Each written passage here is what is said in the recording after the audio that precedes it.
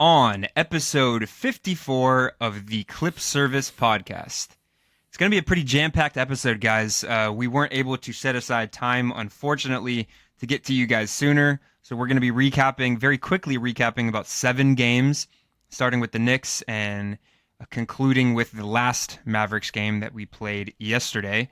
We're going to talk a little bit about previews, which up to this point are vitally important, as you know, everybody from in the West from 3rd all the way down to like 10th or 9th are separated by just a couple of games. So the playoff situation, the playoff landscape is very much in flux, and it is going to be determined by every single game, every single outcome of every single game.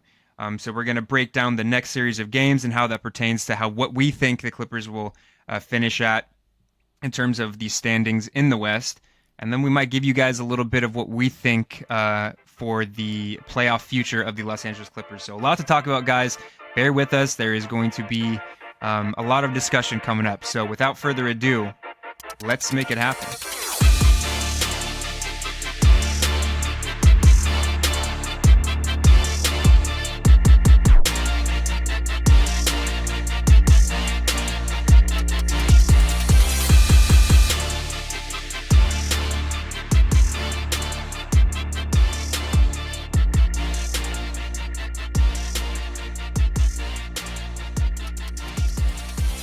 What's up, Clipper Nation? And welcome to the Clip Service Podcast.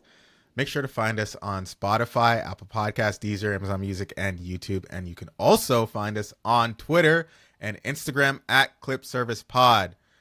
I'm Rola, and this is my co-host, Nick. Let's get right into it. What's up, Clipper people? This is the Clip Service Podcast. You are tuning in to hear about your favorite team in Los Angeles. The other one doesn't matter. We are the only one that does. Guys, the Clippers are continuing the upward trajectory.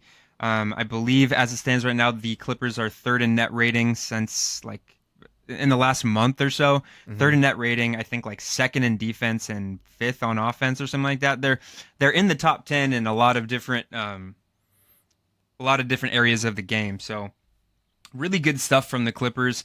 They were able to continue a really strong March. I think they only lost 4 games in the month of March, and they've continued the beat. So, no pun intended. What's that? You said really strong March. No pun intended. Yes. Well, no, I'm talking through about the competition. Well, I was talking about the actual month of March. I know. I'm just. Oh, okay. Roll is way too highbrow for me. Guys, we're going to start with the game against the first of 2 games in the Big Apple. Game against the New York Knicks. This one was a fun one. Kind of unsure about James Harden's eligibility going into this one. As we remember, James Harden did tweak an ankle against the Thunder the game before, so I think a lot of Clipper fans were kind of assuming that James Harden would not play in this one, but he did suit up, and he did lead the Clippers with 29 points. A fantastic game from James Harden, 50% from the field, 6 for 9 from 3. Really, really good stuff from him. 27 from the claw. Kawhi has been improving with each game. He's rounding into form on both sides of the ball, defensively and offensively. Super efficient game from him. Led the team in minutes at 41. Only got 7 minutes of rest in this one. 10 for 18 from the field. 2 for 6 from 3. Chalked up 10 rebounds and 7 assists. Was kind of on triple-double watch the whole game. Really good game from Zu. 10 rebounds, 18 points, 2 blocks, 2 steals. I can't remember what the statistic was, but I think the Clippers are 11-0 when Zu records at least 2 steals in the game. And this continued on with this game as he chalked up 2 steals and 2 blocks. Norman Powell was kind of started out a little bit slow in this one, but ended up finishing with the usual Norman Powell stat line: 19 points. Also added 2 steals, 2 assists. Not a ton of like rebounding or assists, but he was able to provide 19 points, which was great to see. Chris Dunn only hit one of his threes, but 9 points from him was pretty good. 3 for 8 from the field, 6 assists and 3 rebounds. Chris Dunn's been awesome. I'm going to talk about him when I recap, I believe, the either the Pelicans or the Magic game. But I think that he's going to be one of our biggest playoff X factors, and I'll tell you why later.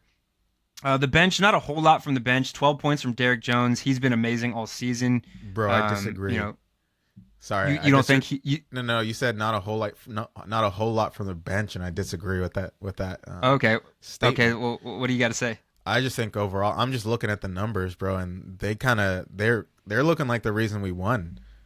And I'm assuming it's like a defensive effort. Well, that's also what I was going to touch on. So the Knicks led this one pretty big early on. The Knicks looked great. Karl Anthony Towns, I believe, had 13 points in the first quarter. Mikal Bridges started out the second quarter great. Cameron Payne was torching us for a little while. He did not play in the second half with some sort of like ankle or knee injury. But yeah, the Knicks led, by double digits early on. And more to your point, Rolla, the bench came in, when the starters were kind of falling flat a little bit or couldn't, chip away at the Knicks lead. The bench came in and kind of helped out, specifically with the, what doesn't show on the stat sheet, with their energy and their approach. Mm-hmm. Nico Batum, 2 blocks, 6 points, but Nico Batum seems to have his best games against the Knicks. If you remember last season, he hit a huge 3 in the corner to send the game to overtime, and then we ended up winning in overtime. But yeah, it was the energy. It was the energy from the bench that was really big. Only 4 points from Bogey, but again, it was the approach. And the way that the bench kind of came in and threw a curveball to what the Knicks were doing, which ended up really helping. Karl Anthony Towns ended up finishing the game with 34, but most of his damage was done in that first half. And looking at the box score, only 12 points from their bench, 6 from Precious and 6 from Landry Shamet. Nothing from most of the other guys that played, or actually all of the other guys that played. No bench heroics from PJ Tucker, a Clipper legend. He was actually a DMP, Bro, so I'm thinking that's kind of funny. Speaking of Clipper legend, dude, I feel like you just glossed over this, bro. Landry Shamet, bro. Shout out to him, Clipper legend. Nah, Landry Shamet's kind of a bum. I'm not gonna lie. Nah, dude. Without Landry, there's no Shai Gilgeous. So. Oh yeah. Landry Shamet walked so Shai could run, kind of thing. Bro, facts, big facts. Yeah, I'm telling you. I mean that play, Shai to Landry Shamet in the playoffs against the Golden State Warriors, that was pretty sweet. That was pretty legendary. It was. One other little wrinkle that I wanted to take away from this before we get just the conclusion, what we thought about this game was no Amir Coffey in this one. He was nursing, and I think he's continuing to nurse like a knee injury that he suffered, I believe, in the Thunder game. Amir has been pretty up and down this season. I know that a lot of fans on Twitter are kind of calling him to play less minutes. He's been a pretty big liability on defense, particularly. And it's been interesting to see how the Clippers have kind of filled out his spot in the rotation. It's been a lot more Bogey. When we need some size at the 3 or the 4, I think that's when Ben Simmons plays a little bit more. Nico's been awesome. He's really been kind of playing like the Nico we know and love. Being the play connector and the two-way player that we're used to, and I think that's really helped kind of replace what we've missed in Amir. But it's interesting to see because I'm wondering now if Amir is even going to be a part of the rotation in the playoffs with how the Clippers have been playing. That'll be something that we're going to look for moving forward. But Rola, was there anything from this Knicks game that you wanted to take away? No, not really. I mean, I think we were expecting us to win this game, especially without their star player and Jalen Brunson, and we did, and it was majorly from the box score. It seems to be due to our bench team, and our starting lineup just did what they had to do to finish out the game. Yeah, I mean, I think the biggest takeaway from this one too is James Harden kind of doing what he's been doing all season and forcing himself to play in every game that he can. As I said before, he was kind of nursing that ankle injury and his availability was kind of up in the air, but he played and he led the team in points, and he was that leader. And I can't say enough about that sort of approach from James Harden. I think he's proving a lot of haters wrong in terms of like his will to win and his dedication to the team. Definitely. And kind of going on from that, kind kind of moving on to the next game against the Brooklyn Nets. That was which Rola was at. Rola was at this game, guys. Was fortunate enough to attend. This was on a Friday night, I believe. Clippers came to the Brooklyn Nets, came to New York, came to Brooklyn. They were already in New York to play against the Brooklyn Nets, and honestly, this was just a belt to ass, as they say, from start to finish. It was pretty nice. I was at the game, from tip off to I left at the end of the third quarter. Honestly, beginning of the fourth quarter, I just wanted to see the kind of the third stringers kind of play for a little bit.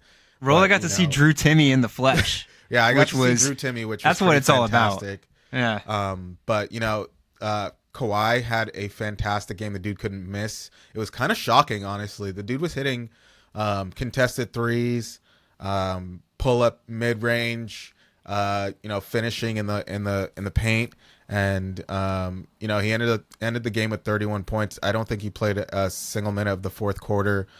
Same thing with James Harden. He was kind of just balling. And when you look at the box score, and I honestly, this is my first time looking at the box score. I mean, dude, Kawhi, Zu, and James Harden with 32 plus minus. It's pretty incredible game from our big three. Norman Powell had a decent game, and Chris Dunn was kind of just out there being the defensive juggernaut. But honestly, our starting lineup just completely destroyed them. It was after the first quarter, it was like the score was a little close, and then second quarter we kind of just torched them. Kawhi and the starting lineup came out kind of later in the second quarter, and then they started the second half, and once they got subbed off, they didn't come back on, which was unfortunate for me because I wanted to see more of them. But hey, but you got to see General Mills drop 14 points. That was pretty cool. Yeah, for sure. I mean, it was sick. Honestly, I don't think I even saw like too much of Patty Mills because I left. You're already gone by that point. No, for real. Because I mean, in the third quarter, we were up by 40 points at one point. Yeah, it was something egregious. When your team is up by 40 points, although I love watching everyone on our team, I mean, it's not too much of a competition when the Brooklyn Nets are playing, Drew Timmy in his first game ever in the NBA. Like, I mean, he was a fantastic college player, but that's not what I'm spending my money to see him. I'm there to see the big hitters like Kawhi, James Harden, sure, Zu kind of put on a show, which they did for most of the game. But when they're up by 40 points, it's kind of just like they're not even really playing like that anymore. They're kind of just messing around at the end of the day, and that's kind of what it looked like. Ben Simmons was just, honestly, I feel like he wasn't really playing that hard. I mean, he ended the game with 0 points. Rolla just hates Ben Simmons, dude. Even when we win, 0 points, 0 of 3 in a fucking 40-point game. Those 3 rebounds and 3 assists, though, dog. I don't know. I think that Ben Simmons I think that Ben Simmons' presence has been felt.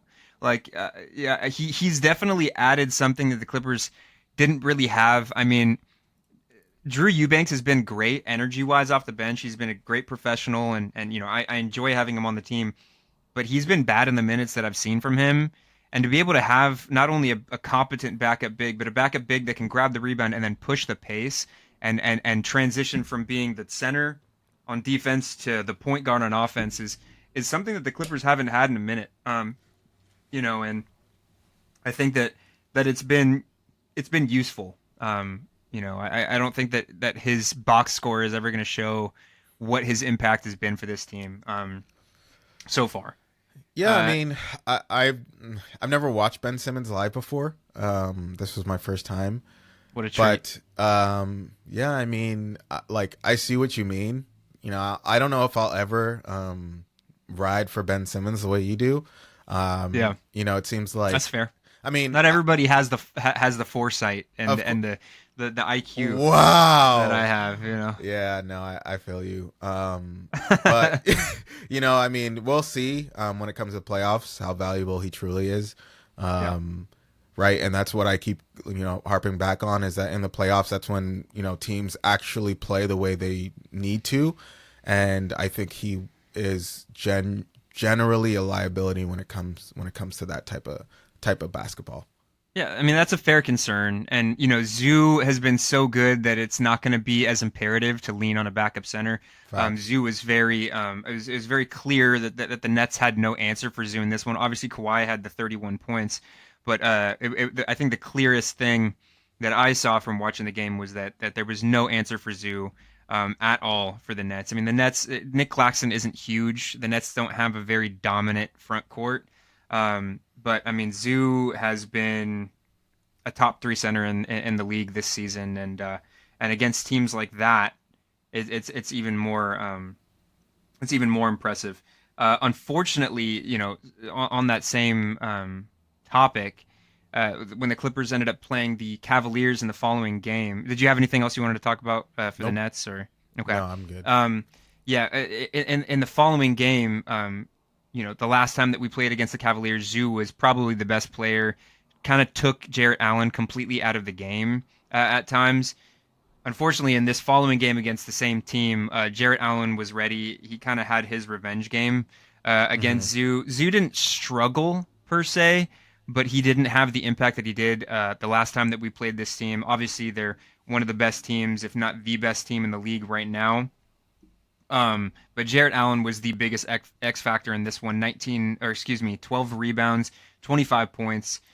He definitely made Zoo uncomfortable down there. Only 14 points from Zoo, 13 rebounds, so he was still a presence on the glass.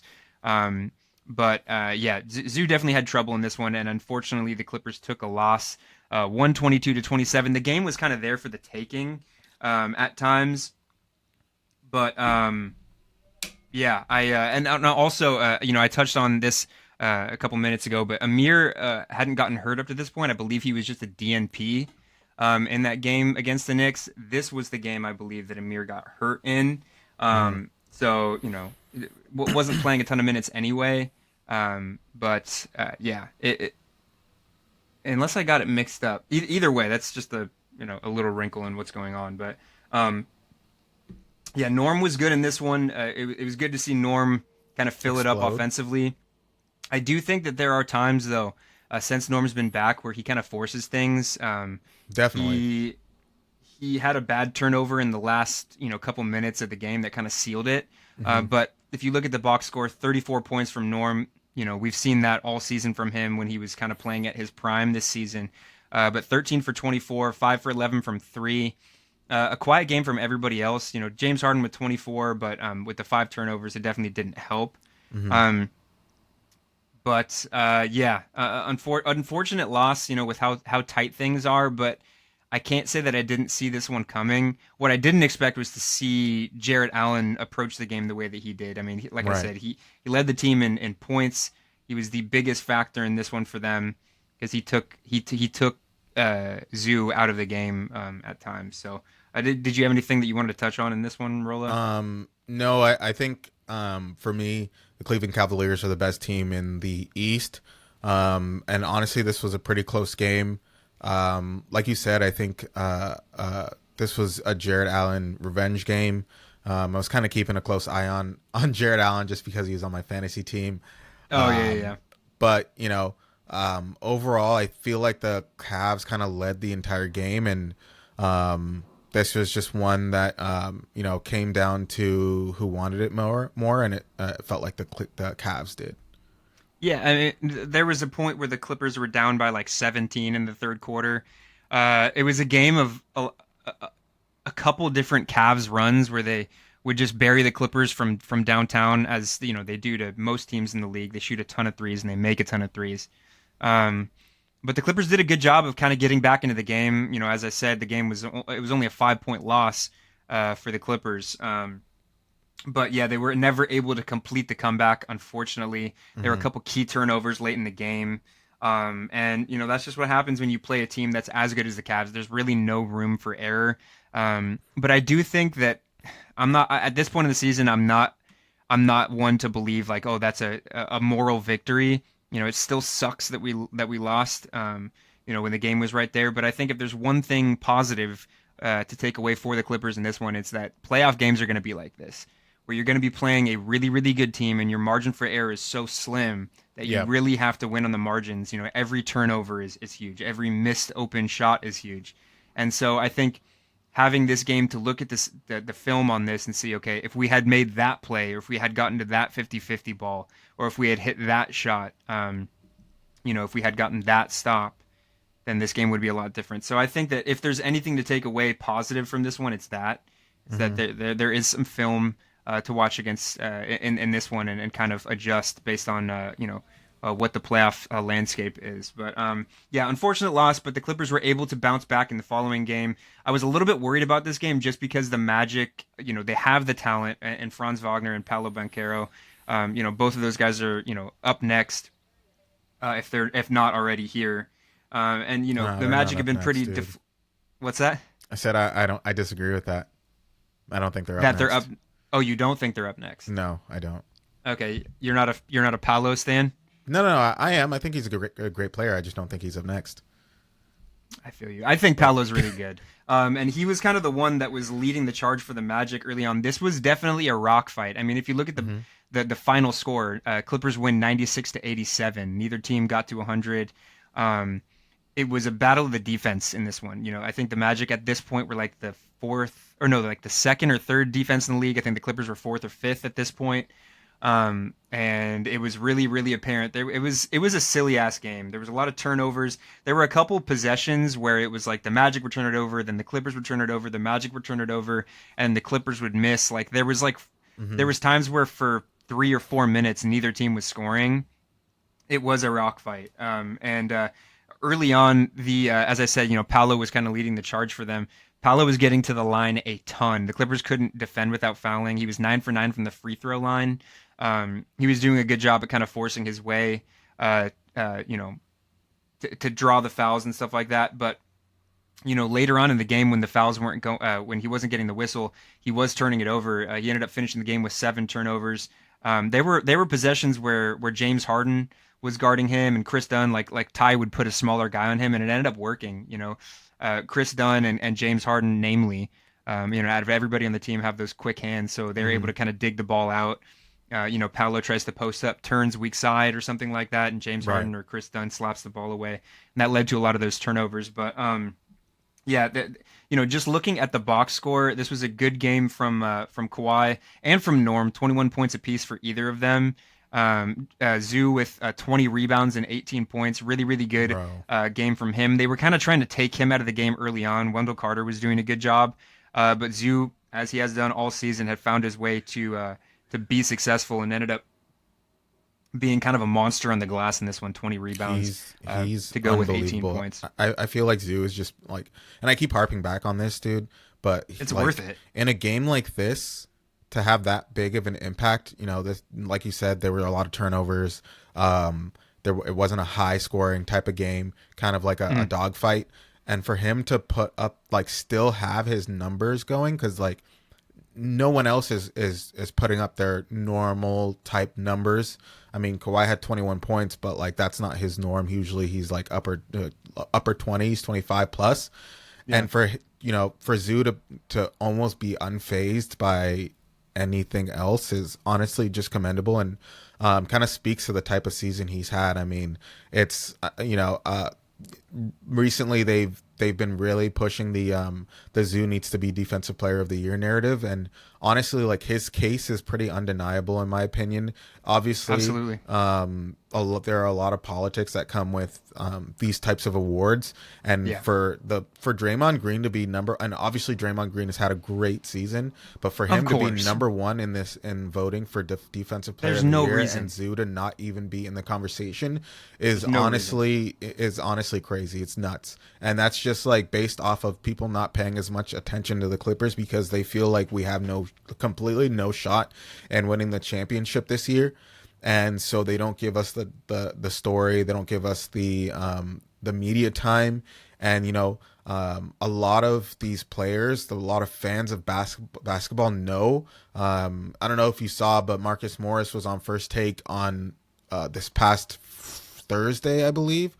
And he was talking about how The Kawhi and the Clippers could be like a dark horse this year just because of how well a lot of our players are playing.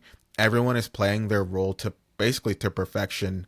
Yep. And so I think that's why you're seeing a lot of these fans of basketball recently that have been mentioning the Clippers. But at the end of the day, it's all politics. I mean, it seems like they're gonna just give it to Draymond Green because he's Draymond Green.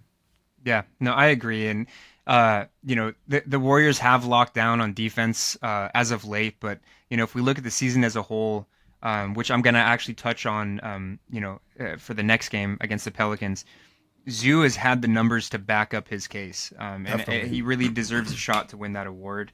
Like I said, he was taken out of the game a little bit early in this one. They were really denying him, throwing doubles at him, and I think actually to the point that I was making a couple minutes ago, Rola. I think this was one game where we really did miss Ben Simmons. He was inactive in this one because it was the second night of a back-to-back, and it was either second night or the first night of a back-to-back. It was one of the back-to-back games, and. The Ty Lue started to go with Drew Eubanks, to give Zoo a rest. Drew Eubanks did not look good, and that was kind of where the Magic started to make some noise a little bit. It was even. I think the Magic led at one point. When Zoo was off the floor, and having a guy like Ben Simmons to at least just give Zoo enough of a rest, and you're not losing out on much. I think that's really important, and thankfully Zoo was able to get back into the game and really kind of put the hammer down late. Him and Chris Dunn were a wrecking crew on the offensive glass in the fourth quarter. There was one big offensive rebound that Chris Dunn got that led to a Norm 3 that kind of iced the game. This game was just about like doing the dirty work. James Harden had 7 steals and a block. It was that kind of game. And it was just a good game that the Clippers had to really dig out of the dirt. Like I said, this was the second night of a back-to-back, I'm pretty sure. And Clippers ended up taking the win and finishing their 4-game road trip 3-1, which, if you're looking at it, losing to the Cavs, going 3-1 in that road trip, that's, you can't get much better than that. So really good stuff from the Clippers. The following game was against the Pelicans, which, we've talked about it on this podcast. There is something going on in New Orleans where the Pelicans, no matter what. No, not for this game, dude. I didn't go in thinking they were going to have a fucking chance, bro. There were moments in this game, dude. There were moments in this game where the Clippers would get out to like a 13-point lead, and then the Pelicans would randomly go on like a 7-0 run, and it would be like a 6-point game, a 7-point game. It was just we could not separate from these guys. But the thing that I loved about this game was actually off the court. So before this game, this was back into it. This was the start of our little mini homestand. But all the Clippers were wearing a shirt that it said Ivica Zubats, and then in parentheses in like phonetic spelling, Ivica Zubats, and then below it, like it was a dictionary. It was like the entry of a dictionary, and then it said definition defensive player of the year, and they were all repping that shirt. It was really cool. It was like that was kind of the theme of the night. They had it up on the Jumbotron, like they were showing stats that kind of would help make Zoo's case for defensive player of the year. I think I have the screenshot here somewhere. Yeah. So it was there was like a bullet points, and it said leads the league in total rebounds, 918 at that point. Also leads the Clippers in plus minus, ranks third in the NBA in defensive win shares, minimum 65 games played, only player to record at least 750 rebounds, 80 blocks, 50 steals. The Clippers are a perfect 11-0 when Zubats records multiple steals. Just a bunch of the theme of the night was to kind of make a case for Zoo for defensive player of the year, and that's kind of been a theme from the Clippers media team, from a lot of the Clippers players. From that point on, and it's been really cool to see, and I think that that's really helped with team chemistry. One thing that I've really enjoyed with Zoo's growth is the amount of teammates, former and current, that have really gone to bat for him. I mean, if we remember, Patrick Beverley showed up to a Clipper game in an in-game Zoo-worn jersey, so it was really big. It was like down to his knees, basically. Sitting courtside, cheering Zoo on. Mook's been a big Zoo advocate, and from what I've heard, when he's been interviewed and stuff like that, a lot of, like I said, a lot of Zoo's teammates, current and former, are really, they've tried to, give Zu his flowers and give him the props. And Mm-hmm. to see a moment like this where everybody's wearing the Defensive Player of the Year shirts and stuff like that, it's been such a cool part of the Zu growth. I mean, he's grown up. He's grown into this, one of the best players at his position in the league, and Oh, easily. it's cool to see. But in terms of what we saw on the court, um, like I said, the Clippers weren't able to extend the lead for about 3 quarters. And the Pelicans, this was probably the most depleted Pelicans team we've seen in years. Yeah. They did not have Zion, who's been shut down for the season. CJ McCollum's been shut down for the season. They haven't had Trey Murphy and Herb Jones, who have been, out with season-ending injuries.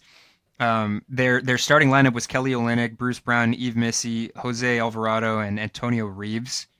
And for whatever reason, they were staying attached to the Clippers' hip, and it was frustrating. And I was a little bit worried at times, but fortunately, the Clippers were able to kind of extend the lead at some point in the fourth. Zu and Kawhi were really, really big in this one. Zu had 6 assists, which was really cool to see. But to me, the X factor in this one, real quick, Kawhi Leonard 28, 17 from Zu, 21 from Harden. The big three kind of did their thing again. But to me, the X factor in this one and the X factor going into the playoffs is Chris Dunn. I mean, we know what he can do defensively. He's one of the best perimeter defenders in the league. But in this one, he was 3 for 5 from 3. As we know, and as we've talked about, Chris Dunn gets left open completely at times from 3. Yeah. I mean, he gets the best looks on the team by far from distance. And he made the Pelicans pay. 3 for 5 isn't anything special if you're looking at it just from a box score standpoint. But for him, who's, he's struggled with his 3-point shot, for good portions of this season. Mm-hmm. If we can go into the playoffs and if teams are going to leave Chris Dunn open, if he can give you 11 points like he did this game and he can hit his open threes, that is such a huge X factor because nobody else on the team is going to get those open of looks. And if he can make the offense pay, to me, Chris Dunn is the biggest X factor going into this playoff. If we make the playoffs, which I think we will, going into this playoff run, because we know what he can give you defensively, but if he can be an offensive threat as well, that makes his team so much better. Did you have anything that you wanted to touch on that point, Rola? No, I mean, I kind of agree.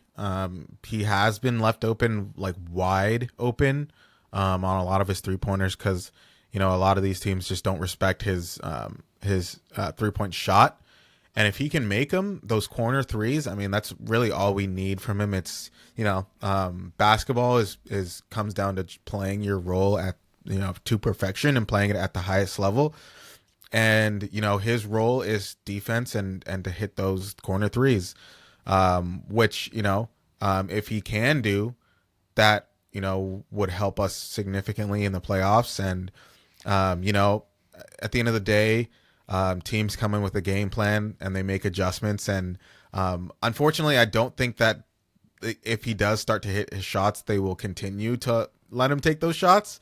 But I think that can, win us a series or two, honestly, if he can excel at that, at his role, at that job.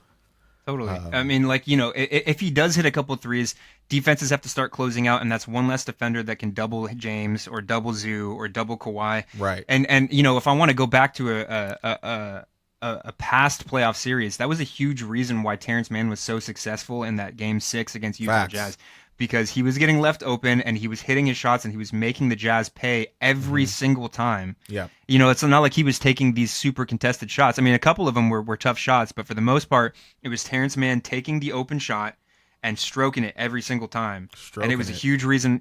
It was a huge reason why we won that game, won that series, and went to the Western Conference Finals for the first time. So I would imagine that if Chris Dunn can keep this going, I would not be surprised if he had a Terrence Mann level game in the playoffs, where we're seizing the opportunity and hitting his open shots to single-handedly help us win a game.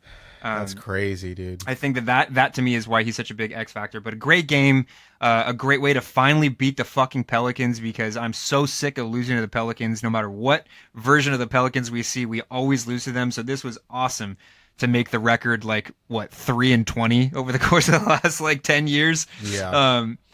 Baby steps. But the final 2 games that I wanted to recap was against the Dallas Mavericks. easily the most unfortunate team with the No, worst month I've ever seen. no, Uh, I disagree. It's not I think unfortunate that because it was on purpose. their month of March was the worst month I've ever seen a team have in the history. Yeah, of but it the NBA. wasn't. It wasn't unfortunate as in unlucky. It was. It was on purpose. They did this to themselves. Sure, They sure. shot themselves in the foot. Totally. This is what Some of it happens. was. I mean, losing both of their centers to injuries, then losing Anthony Davis. Okay, fine. Losing both their that happens, right? It's professional sports. Losing Kyrie Irving to a season. But losing. Well, they traded for an injury-prone player in Anthony Davis. Yeah. The dude hasn't been healthy. Well, I think last year, was he healthy all of last year? I can't remember, but I think since their championship run in the bubble, 2020. Anthony Davis, that was like the last season he's been like truly healthy. He's been healthy maybe 2 seasons out of 5. And I mean, he came on and the dude is like what, almost 30, 31, maybe he's like 32. 31. And you know, he got injured in his first game and obviously he's not in a rush to come back. That like he doesn't know the team, he doesn't know anything about the team. They're not winning the championship this year. He already knew that. So, you know, I just don't think that was smart of them to do. No, you know, we it was raged not. about it. They also traded away Quentin Grimes for nothing, and Quentin Grimes is now like becoming a star for the 76ers. Like, yeah. And so bad. I mean, Anthony Davis gets injured in his first game. Obviously, because they lost Luka and they lost Anthony Davis, Kyrie has to step up his minutes. I mean, Luka had already not been playing at the time, so Kyrie had already been playing heavy minutes. Plus, Anthony Davis now getting injured, so Kyrie had to continue playing heavy minutes. You know what that means? Kyrie is also an injury-prone player. That means obviously Kyrie is probably going to get injured, which happened. And so now they're just like they had they just not made that trade, Luka probably would have come back. You know, you can't tell the future, but you know, Kyrie probably wouldn't have played as many minutes, probably wouldn't have the ball in his hands as much, probably wouldn't be driving to the basket as much, probably wouldn't be locking. Well, Luka doesn't play defense, but probably wouldn't be having to put in as much effort on defense. Sure. And he might not have gotten injured. But yeah, it's crazy, dude. You know, it's a domino effect when you make stupid decisions, and you know the Mavericks are where they are because like they made stupid decisions. It's so funny, dude. When we were a couple years ago, when we were rivals with the Suns and rivals with the Mavericks, and we had these playoff matchups against them, and these rivalries were beginning to form. When I was preying on the Suns and the Mavericks' downfall, this is not what I had in mind. Because they're bad. Like the Mavs and the Suns are just bad, though. Yeah, they're not. There's the like Maverick. There's no diagnosis, dude. They're just bad, bro. The downfall has been completed for both teams, but at what cost? I didn't want it to come at the expense of everybody else in the NBA having to deal with Luka on the Lakers now. But it is what it is. What's the Suns? How are they bad, dude? Truly, I don't understand. How are they? They bad? just suck. They just suck. Like how? Devin Booker's overrated, and Kevin Durant doesn't want to be. We knew that. But Kevin Durant is a generational player. I mean, Kevin Durant's out. I think he might be out for the rest of, well, not the rest of time, but the rest of his son's time. Kevin Durant's out? Oh, yeah, he is. He hurt his ankle. And I don't think that, they said, like, if he kind of rushed it back, he'd maybe be back for a play-in game. Well, they are out of the play-in situation as it stands. They're like, 2 games behind the Kings, dude. It doesn't look like they're going to make the playoffs. So it might be, and it's looking like Kevin Durant's getting traded this summer. So that like Kevin Durant might be done on the Suns. But the thing is he's gone. Kevin Durant is a generational player. They see Kevin Durant as on the level of, you know, a Steph Curry, LeBron James, and to have that type of player and be like the 11th seed, I don't even know where they are. That's crazy. And you have Devin Booker and you have Bradley Beal. I mean, it makes you wonder what the hell is going on. And you know, they're just not playing defense. Their team is just not playing defense, and they're just letting shit go. And I honestly just don't know how they're this bad. It's the writing's on the wall. I think that the team has lost track of they've just lost each other. There's no chemistry in the locker room. But talking about the Mavericks, the Clippers handled business. No, you're good. I think that was a very valid rant. It's very interesting to see. But the Clippers played the Mavericks back-to-back. and the Clippers handled business. There's really not much to talk about in these games. I actually, unfortunately, didn't watch these games. I've been busy. There's But just looking at the box score, Kawhi Leonard led the team with a modest 20. Um, Najee Marshall led the Mavericks with 22, and the Clippers won that first game 114 to 91. It doesn't seem like this game was ever really close. I was checking in the score, periodically, but didn't seem like this game was ever in question. Um, no. a good production from our bench, 12 from Bogey, 12 from Drew Eubanks, which was for the Drew Eubanks hive out there. You guys got your game. 8 from There's a hive. yeah, there's got to be a Drew Eubanks Eubanks hive out there. hive? There has to be. Derek Jones with 8 points and a plus 34 on the box score, or in the plus minus. Patrick Baldwin played in this one, which is crazy to see. Patrick Baldwin was signed to the Clippers G League about a month and a half ago. Played for the Golden State Warriors. I think drafted by the Golden State Warriors. Played for the Wizards recently. I like Patrick Baldwin. I think he's got good size. He's Bruh. like a very poor man's Michael Porter Jr. But 6 points from him in 3 minutes. Good to see that the lower tier guys play. Level. Cam Christie 3 points. Great game from the Clippers in that one, and then the Clippers keep it rolling in the Yeah. following game. Anthony Davis did play in this one, had 27 points. But Just real quick, yeah, go ahead. in this second game, I know Anthony Davis played, and the Mavs still got torched. I just want to say really quick, like Anthony Davis, and this is one reason why I do think that had the Lakers want, or I guess for the Lakers to win in the future, I always believe that they needed to get rid of Anthony Davis because once LeBron kind of hit that or starts to hit, well, I mean, he really hasn't hit a decline, but once he did, they don't really have a superstar to kind of handle the ball and be that distributor. Jokic is an example of a center being that type of player, and Anthony Davis is not that. Yeah. And I don't think that you can win a championship without a superstar that's like that. Which is why on the Lakers' part, trading for someone like Luka who can kind of take over a game and be that distributor and be that like ball handler type of player was a huge move for them.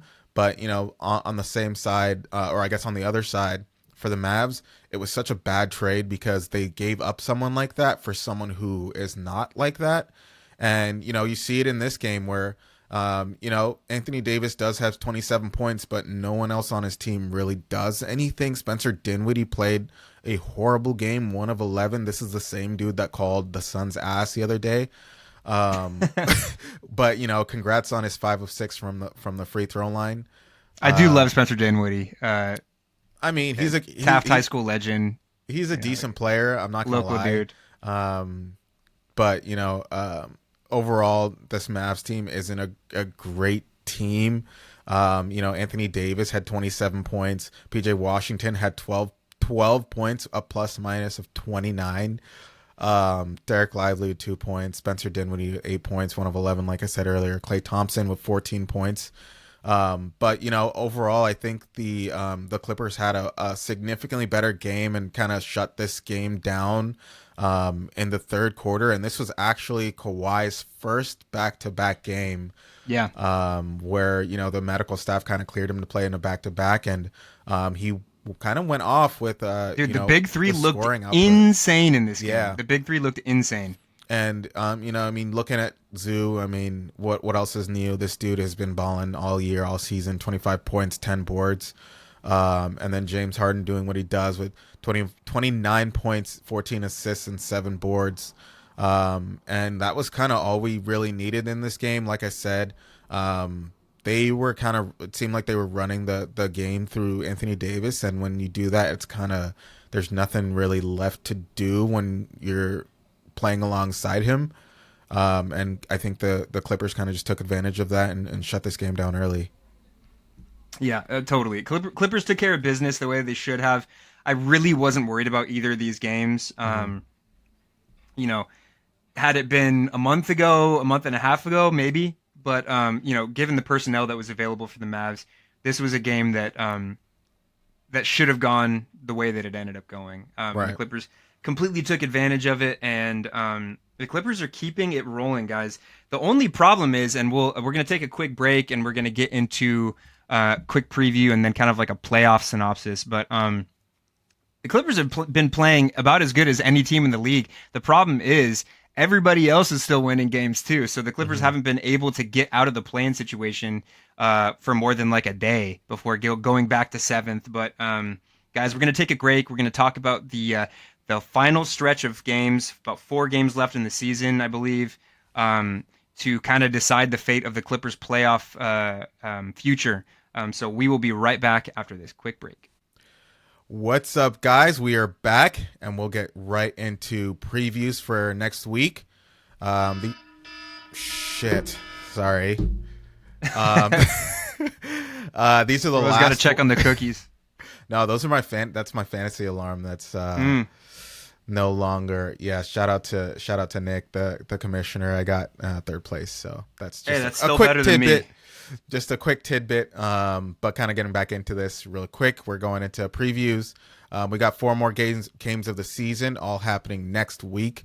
The first game will be against the San Antonio Spurs, who have lost their best player in Wembanyama due to blood clots. Um, hopefully he's all right, and we'll be back and healthy for the next season. The Spurs are not a playoff team. And we still need to win out, honestly, all of our games, I believe. But this game should be one on the easier side, just because they don't really have too many players that are of the Clippers caliber, in my opinion. I mean, they're led by an aged Chris Paul. Shout out to Chris Paul, Clipper legend. Of course. Jersey. De'Aaron Fox out for the season. De'Aaron Fox also out for the season. Chris Paul's jersey number will most definitely be retired by the Los Angeles Clippers, as he was a major part of the Lob City Clippers era. But unfortunately, we will have to hand him an L on Tuesday. It will have to be built to ass. It will have to be belt to ass. All of our players have to play well and have to start. And best case scenario is, and as we have been doing previously against the lower tier teams, is finishing them out and by the third quarter and having our stars rest in the fourth quarter. Especially in this scenario, because we'll be playing the Houston Rockets up next. Nick, did you have anything else to add to that San Antonio game? Not at all. I mean, obviously, without Wemby and Fox, and then possibly Jeremy Sohan too, should be one to win. Should be a quick one, quick and easy one. And then the next game against the second place in the West, Houston Rockets. That's gonna be a tough one, I think. Yeah, that's gonna be a tough one. Best case scenario, in my opinion, is this is a team we see in the first round of the playoffs. Just because I feel like all of the teams that are kind of below them are experienced, tough teams. Obviously, outside of OKC, who's in first place, we definitely do not want to see them in the first round. But this could potentially be a little preview into what comes into the playoffs. In my opinion, best case scenario. They're a young, fantastic team. They're playing hard, well deserving of the second place spot. It's just they don't have that playoff experience. I believe this will be their first playoffs since James Harden. Am I wrong? That's a great question. I think you might be right. Yeah. I think you might be right. Real quick. Yeah. Real quick though, I'm looking at the standings, and we're gonna kind of touch on that, up until the end of this episode. I'm looking at the standings. You mentioned the Rockets are second in the West. They're 3 games above the Lakers. Right. So I think in order to play the Rockets, the Clippers would have to probably finish 7th. So they'd have to be in the play-in, win the first game of the play-in, because I don't think that there's enough games for the Rockets to slide down to 3rd, I would imagine. Yeah. And I don't want to be in the play-in. I really don't. Like, even if it's matchup hunting. I think that it scares me. I honestly think this season calls for matchup hunting, just because, and this happens maybe I should save this for our little synopsis. But just real quick, I feel like this is, every year we have teams that are, on pretty much the same level. And I feel like this year it's even closer than it's ever been. And I feel like 3 through 8 are all the same level of team. Yeah, I wouldn't disagree with that. I mean, obviously they have different strengths and weaknesses, but I would say the same. Yeah. So this will be a game. This will be a good game. To be honest, I'm not sure how it's going to turn out. Like I was saying, the Houston Rockets are hungry and they're young and they want to win. And in these late games, like these games late in the season, it's kind of tough for us to kind of go up against. I think, the reason why Kawhi is kind of playing back-to-backs is to kind of get him ready for the playoffs. And I think this is another back-to-back he'll play. And he's going to have to play, with a lot of energy and play up to their level. And I feel like we've been doing a good job of that recently. Did you have anything else you wanted to say on this Rockets game? No, not really. I'm just thinking like the whole playoff landscape is giving me such a headache looking at, because it's truly gonna be in flux until the last game of the season. Yeah, I agree. One thing that Justin Russo, who's just a Clipper Twitter legend, mentioned was that I believe he said that if the Clippers win out, and this was several games ago, the Clippers have won out so far, but if the Clippers win out to finish the season, the worst that they could place is 6th.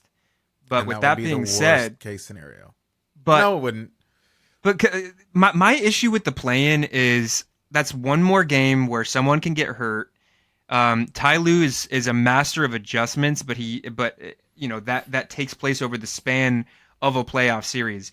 One game it's a totally different coaching approach, and I mean, the play-in scares me, man. Even if it's hunting the matchups, and the Rockets wouldn't be a cakewalk either. They wouldn't be a cakewalk, but I think they'd be a better matchup for us. James Harden and Kawhi playing against like I said, playing against a team that hasn't been in the playoffs since James Harden himself. Yeah. So I just think that I think it's barbecue chicken if Kawhi sees give me the Nuggets, bro. Give me the Nuggets. The Nuggets, and I hate to say it, dude, we're getting cooked. No, give me the Nuggets. I hate to say it, bro. We're getting cooked. Nuggets are one of the worst defenses in the league. We're getting cooked, brother. We're getting cooked. We'll see. And the shitty thing put too. up a 61 triple-double the other I know. damn. He's on his way to being the greatest center of all time, and I'm not kidding. And but, that's kind of where I was talking about. Like all these teams are on the same level. Jokic put up a 61 point triple double, and they still lost in double overtime against a team lower than them, bro.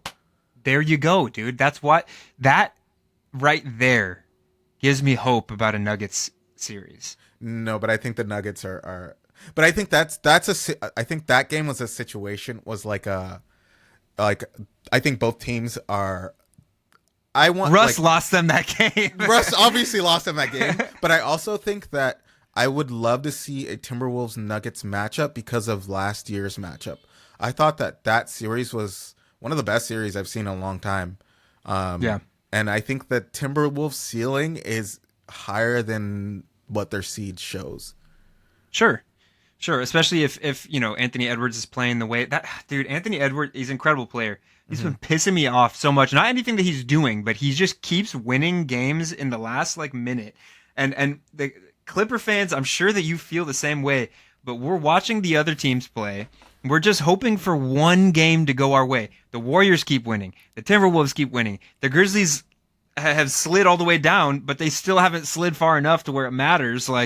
It's been so frustrating. And then tonight, the Rockets play the Warriors. It's like, okay, do we want the Rockets? Because if the Rockets fall to third, I'm totally fine getting the 6th seed. That'd be awesome. Oh, yeah, that'd be fantastic. But the Rockets are going to have to start losing games. The Rockets aren't going to fall to third. And if the Rockets win, then they're probably definitely going to, or probably definitely, it's very likely that they're going to stay in second. But if they lose and the Warriors move up in the standings, then that keeps us playing. So it's like, dude, this sucks. The Thunder just lost to the Lakers today.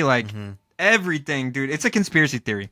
They don't want to see Kawhi Leonard in the playoffs is what it boils down to. Dude, I think at the end of the day, And let me just finish the recaps or the Sure. Yeah, recaps, sorry, I'm getting ahead of previews myself. real quick. Yeah. Honestly, dude, we're playing the Sacramento Kings on Friday. Don't really think we need to talk about them too much. Well, the last time that we played them, it went down to a Kawhi Leonard buzzer beater. It did, but I think with how well we've been playing recently, I just don't see them being a problem for us. And Also, at that point in the season, they might have already said, "Okay, we're safe in the play-in. We're not going to be out of the play-in." So yeah, we'll see. But I just don't think that they're anything that I'm worried about. But the game after against the Golden State Warriors could be the game that pretty much decides the seeding for almost everyone in the league. I don't know who I don't know if this is on the last day of the season or what day. The last day of our regular season. It's the last day of our regular season, but these games are so the table is so close that this game could put us in the 6th seed. You know what I mean? So that's kind of just the previews. It's gonna come down to the wire for a fact, no matter what. So it's just gonna be exciting to see exactly what happens. Regardless of what happens, I think the most important thing, and Rola, I'm sure you agree with me, Clippers just need to go in. We need one healthy playoff run. That's all that the Clipper fans are asking for, is one healthy playoff run. No crazy injuries that come out of nowhere. That's a lot to ask for. That's I the know, unfortunate thing. Dude. I know, but please, just give us one chance to just at least see what the team can do healthy. I mean, looking at the game against that last game against the Dallas Mavericks, every single year, quite literally every single year. But this year's so different, bro. Everybody's bought in. We don't have Paul George to muck everything up anymore. We got a bunch of good guys. Paul George is the only player that played, bro. I know, dude. I know, but he didn't know his role, dude. Last year, I could make the argument that Russell Westbrook mucked everything up. Dude was a bum, bro. Also, I wouldn't say he's a bum, but I would say Russell he did Westbrook muck things up. I think last year in the playoffs, he was for sure a bum. And honestly, dude, I think I went over this a little bit the last episode, but I mean, that wasn't the last episode. That was a few episodes ago. But Paul George, bro, I mean, yes, sure, he collapsed in a couple games last year, but there were a couple games where he balled out. For sure. Paul George, at least he was on the court, dude. You're calling for a health. That dude has been healthy for at least 2 or 3 of our playoff runs. Sure. The 2-1-3 era. So I don't necessarily mean from a health standpoint. I just think that the chemistry wasn't ever able to get to what it was supposed to, with a guy that just he would put his foot in his mouth when he would be interviewed or go on his podcast. He was contradicting himself. He didn't know what he wanted. He didn't know what spots of the floor he wanted to be on. True. It's very clear that everybody is playing for each other this year. And I mean, like you said earlier in the episode, dude, everybody is playing their roles to perfection right now. And I haven't seen that in years, dude. I really haven't. Yeah. So this year's different, bro. We just need some help. Yeah. So what would you say is your synopsis or prediction of the seedings? Actually, I'm going to pull that up also. It's so tough, man, because I've never been... Go off of what you think our best matchup would be in the playoffs. Yeah. And why? I mean, I think our best matchup, if it was still even remotely in the cards, would be a matchup against the Memphis Grizzlies. I think that would be a sweep. I think we would sweep them. But that is not going to happen unless some crazy thing happens and the Clippers surge up to 3rd or something, which is still possible, but not likely. Yeah, I don't know. And that's just how crazy everything is. The Clippers could literally get up to the 3rd seed. The Clippers are only two games back from the 3rd seed. A lot would have to happen for us to. A lot would have to happen. But I think if I'm being realistic, our most realistic matchup would be against the Rockets, and that would probably have to come at the hands of the Clippers staying in the play-in, winning the first game of the play-in against maybe the Warriors, maybe the Timberwolves, or the Grizzlies. Obviously, if the Clippers were playing the Grizzlies in the first game of the play-in, I would like our chances. Timberwolves and Warriors, I would be a little bit more scared. But I don't know. I'm at the point. I'm already not a huge fan of matchup hunting. I think it's gotten the Clippers in trouble before. I think the first matchup that we had against the Mavericks, or maybe the second one we had against the Mavericks, was kind of a result of matchup hunting that blew up in our faces. And while we did win those series, both of those series, it was it was a tough series to win, and so I think the Clippers should just continue to try and win and play the matchup that's in front of them. The matchup that I fear the most, not because I don't think we could beat them, but the matchup that I fear the most is the Lakers. Just because there's no like I think a huge reason why I'm so confident in the Clippers going into this playoff run is how good they've played at Intuit Dome. Intuit Dome has become like this fortress where the Clippers play out of their minds when they're playing at home. Their home record is better than it has been in years. Mm-hmm. You play against the Lakers, and who's to say that the Lakers aren't selling out half of that stadium? There will be. They wouldn't be able to get into the wall. The wall only takes up a quarter of the stadium. Yeah. And so that is one thing that I worry about. That, and if you look at the numbers, the Lakers have the biggest, like, over the course of the last 10 years, the Lakers have a free throw disparity comparable, like comparing them to the other 29 teams in the league. Their free throw disparity is insane. And having to play against a team that gets to the line like that and gets the calls that they get, I would be so worried about that. I think as a team, I think we can go shot for shot with the Lakers. A healthy Kawhi is 2-0 against Luka because he wasn't healthy last season. So I like our chances against Luka and LeBron. But yeah, it's the other shit that I'm worried about. But if it comes down to that, I think the Clippers can truly go shot for shot with any other our big three can go shot for shot with any other big three in the league. And I'm confident of that. My favorite matchup realistically, as outside of the Rockets, would be the Nuggets. Yeah, so and I think that first of all, I think that if we were to stay in the play-in, I just don't think that any of these teams in the play-in can even come close to us. The Grizzlies, I mean, yeah, sure, they have the same record as us, but I believe they were in third like a couple weeks ago, 2 weeks ago, maybe. Yeah. They've completely fallen off. And that's just because their coach got fired. They don't have anyone to lead the team. John Morant loves guns too much, bruh. And yeah. like, he does. I mean, yeah, he does love exercising his Second Amendment rights, bro. And of course, he hit that game winner the other day. But I think that was their first win in like 5 or 6 games or something like that. And they're just not playing well. I think if we got into a plan with them, I think we handle them pretty easily. I think the 7th seed is very attainable. I think our best matchup is against the Houston Rockets. If we fall, and that is still a gamble because if it is one game, and I think that we can lose to the Grizzlies, but if we do, we'll be playing against the Mavs or the Kings, which I believe are both almost guaranteed wins. The problem is like the injuries that could happen. Like it's just but I mean I understand that, but I would teams take play that so chance. hard in the play-in, dude. Like I personally would take that chance, just because I think if we hit the 6th seed and we played against the Lakers, the thing is the Lakers are number 3 now, but I'm so terrified of the Denver Nuggets that who would you rather play, the Lakers, the Nuggets? I'd rather play the Lakers because I don't Okay. think the Lakers can beat us in a 7-game series. Genuinely. Okay. Just because I don't think that, they have the chemistry to beat us at this point. Yes, they're playing really well, but I think you also got to realize that we have played Luka so many times in the playoffs. There are so many games that Kawhi has had to defend Luka.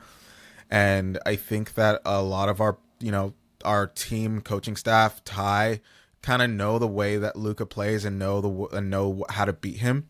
I think the biggest issue would have to be LeBron, but honestly, the dude has been taking a fucking beating this season and towards the end of the season. I just don't see him playing at peak level currently. And then kind of knowing Luka, I think that this is a series we can beat the Lakers. The Denver Nuggets, I personally think that we would get torched in maximum 6 games. Damn. And that's just because I just don't think that we could keep up with Jokic and the way that that team plays and runs. I just think that Zu has proven himself against Jokic many, many times in the regular season. And granted, it is the regular season, but we haven't played season. But I think Jokic's peak performance and gameplay is just unbeatable. He's incredible. It's just unstoppable. And we saw how difficult it was for the Timberwolves to beat the Nuggets last season. And I truly just don't know if we can play at the level that Timberwolves were playing last, and that was in 7 games, dude. I just don't know if we can play at that level the Timberwolves were at last season. And they were like, that game 7, they were going crazy. But if you look at what it takes. Yeah. If you look at the Timberwolves team last year, though, what was their biggest thing? Is they hung their hat on their defense. They were the number 1 defense in the league most of the season. I think they hung their hat on genuinely wanting it more. Because I think I see the Clippers as that team this year, sort of. Okay, I really do. But we saw that, and I think most of people kind of attribute their. I mean, who they play the next series? Do you remember who they played? The Timberwolves. The Mavs. They played in the Western Conference Finals. Wasn't it the Mavericks and the Timberwolves? No, it was Mavs. Oh, wait, you might be right. Yeah. Who did they play this? Oh, the second round was against the Nuggets. Yes. Got it. So I think a big reason why the Timberwolves lost against the Mavs was because they put in so much energy and effort into beating the Nuggets, because I think that's what it takes to beat the Nuggets. I just find that matchup just gonna be. I feel like it's gonna be so exhausting on the Clippers. It's scary. It's scary. And 2, I feel like we haven't seen Kawhi play on that level and be healthy in a long time, and I think that's what it's gonna take to beat the Nuggets. I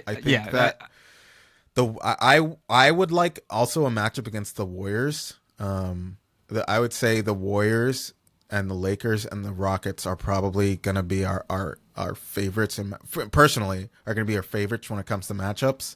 Yeah. But we'll see where the chips fall and kind of go off of that. But it's going to be really interesting. I think that, like, last thing I want to say about the Nuggets real quick is the last time that we played the Nuggets, to me, and I say it all the time, but one of the biggest reasons why we lost that series, we were up 3-1. We lost that series because Doc Rivers was playing Montrezl Harrell on Ivica Zu, or on Nikola Jokic. Bro. And I think now that we have Zu playing the way that he's playing, and Ty Lue, who has the trust in Zu to be able to put him on Jokic. I mean, Zu's had some of the best games of his career playing against Jokic in games that we won. Can I ask you a question? Do we know if Jamal Murray is healthy and will be playing? I believe I don't think Jamal Murray is healthy, but he will be playing. He's not healthy, but I think he will be playing. Do you have trust or do you believe that Ty Lue? Because ultimately, at the end of the day, the Nuggets are going to hunt Jokic.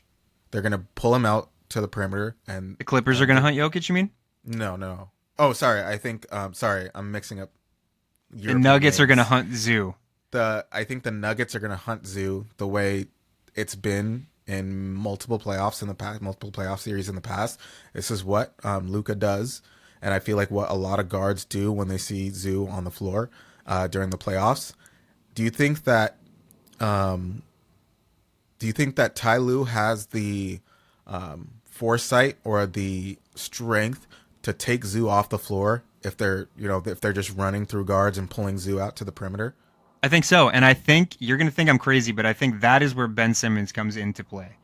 I think that Ben Simmons can at the very least, be a switchable defender for the Clippers. Oh, like, so you think Ben Simmons is going to only be valuable on defense? Defense, rebounding, and pushing the pace. Yes, I think that's where his value is. And I don't know. I just think that it's not even necessarily Ty Lue. It's that I have that much trust. I have that much faith in Zu this season. And I think with the guard rotation that the Nuggets have, I mean, you look, Jamal Murray, Christian Brown's a solid defender. But you look at their guard rotation, Russell Westbrook. Like, you look at these guys, Trash. I think these are guys that Kawhi and James and Bogey and Norm are going to be hunting as well. I don't think that Jamal Murray can guard Kawhi Leonard. No, He's a he great offensive player, but like the Nuggets have plenty of guys that the Clippers can hunt When as you well. say they would And put Aaron Gordon on Kawhi, probably. I think Probably, that's a difficult matchup. It is a difficult matchup, but that's why you would you would call for screens. You would try and get him switched off, try and hunt him. And you can hunt Jokic too. Jokic is a great offensive player, one of the greatest offensive players of all time. But teams have hunted him in the past too, and it's worked out. He's not a great shot blocker. And so that's my preferred. I mean, hopefully it's not famous last words. But I mean, if it came down to it and the Clippers did match up with the Nuggets, I'm not as worried as you would be. And I'm sick. I want to finish out this episode with, after these next 4 games, what is your prediction on where the Clippers will finish seeding wise and who they will play? I'm going to write this down and we will revisit this next episode when the seeding is confirmed. I think that we're gonna really try to win out, but I see us losing to the Golden State Warriors in the last game of the season. So I do see us falling into the plan, and I think we'll beat. Honestly, I guess the Grizzlies aren't going to fall, so I think we'll beat the Grizzlies in the plan, and we'll be the 7th seed, and we'll play the Rockets. Okay, 7th seed, Rockets. Okay, my prediction. Thank you for asking. My prediction is that the Clippers are going to win out the rest of these games. The Rockets are going to fall, but they're not going to fall far enough. Rockets are going to narrowly stay at 2nd. The Clippers are going to retain the 6th seed, and they're going to play the Denver Nuggets in the playoffs at the 3rd seed. I have nothing to say, dude. That's my prediction. So, guys, we're locking them in. Obviously, things are subject to change. Our word is not bond, but that's just my educated guess. Rola gave his. We'll see where we're at next week. We're going to come to you guys probably after the Warriors game, whether it be on Sunday or the following Monday. So we'll have basically an encapsulation of what happened over the last 4 games of the season where the Clippers fall. Hopefully the Clippers don't have to play in the play-in. If they do, then we'll have previews for those games next episode. But guys, very exciting times coming up. I'm nervous. I'm excited. And I am ready for all the smoke, as the kids say. So here's to the Clippers doing whatever they can do to help, whatever that may be. But we just got to stay the course and stay healthy. That's the biggest thing. I think the Clippers staying healthy is the most important thing. But I think that pretty much does it for this monster episode of the Clip Service podcast. Thank you guys so much for tuning in. As Rola said up top, you can listen to us on Spotify, Amazon Music, Apple Podcasts, and Deezer. You can watch us on YouTube.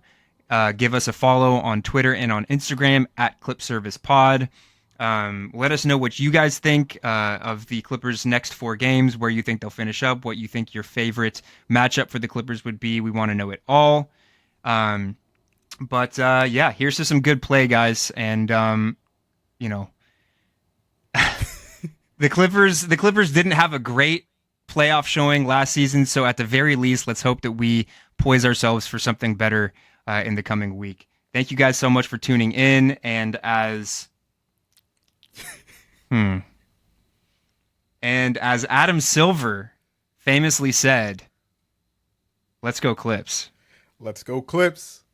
Salute.